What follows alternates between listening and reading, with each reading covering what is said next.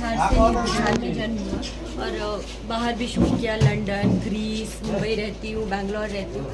बिहार में समस्या क्या ना, जो यहाँ अच्छाई के लिए आवाज उठाएगा उसको इतना ज्यादा दबाया जाता है और उसको इतना बुरा दिखाया जाता है। तो यही हमारे नौजवान ही कर सकते हैं कि उनको ये समझने की जरूरत है कि अच्छाई को जो दबाने की कोशिश की जाती है तो वो महाबुरे लोग हैं। बस तो मनीष जी तो बहुत अच्छा शुरू से करते आ रहे हैं, उनका तो आपने शुरू से सपोर्ट यस। किया। और जनसुराज के जितने भी लोग हैं, जितने भी प्रत्याशी, मैं पर्सनली जहाँ जहाँ गई, प्रशांत किशोर जी का ही सोच इतना अच्छा है तो उनको तो गद्दी हिल गई ना सबकी कि कोई इतना अच्छा बिहार में कैसे कर सकता है। तो मैं बस एक बात कहना चाहूंगी कि अच्छाई के साथ समस्याएं बहुत आती है, लेकिन अच्छाई जब स्थापित हो जाता है ना तो उसका जो रिजल्ट है वो बहुत भव्य होता है। तो इस बार आप लोग जो भी मुझे सुन रहे हैं, जनसुराज के प्रत्याशियों को ही वोट दीजिए, तभी बिहार बदल पाएगा और एकदम से नहीं बदलेगा, समय लगेगा। बहुत समस्याएं है बिहार में, लेकिन विकल्प मिला है आदमी जी।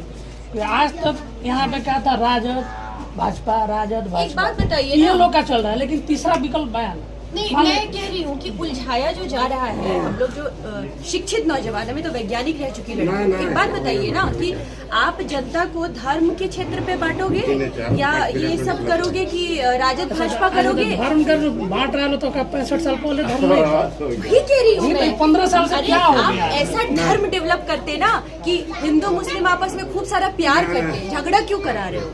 वही तो झगड़ा क्यों करा रहे हो? प्यार स्थापित करते हो।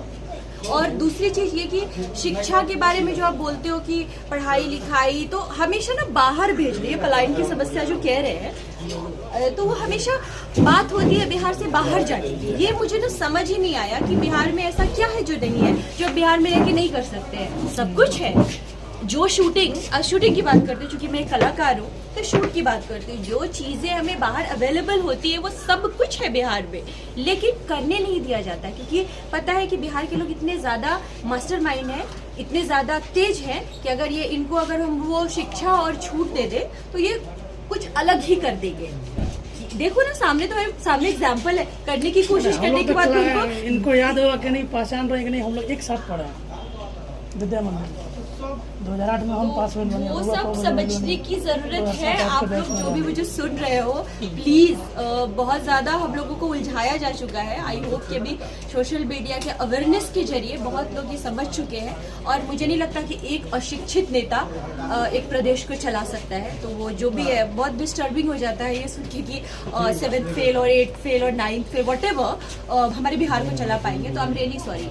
एक रियल लाइफ अलग होती है, रियल लाइफ अलग होती है। जमीन पे मैं भी अभी उतर के देख रही हूँ, शूटिंग करती हूँ तो 2 मिनट के लिए सब होता है, उसके बाद हम वैनिटी में चले जाते हैं ठंडा। लेकिन जब हम जमीन पे छुड़ के चीजों को देखते हैं और फील करते हैं समस्याओं को, तो वो उसका सुधार करने में समय लगता है। लेकिन आपको एक बहुत ही माइंडफुल और बहुत स्ट्रांग और बहुत एक अच्छा सशक्त नेता चुनना होगा, तभी समस्याओं से हम बाहर निकल पाएंगे।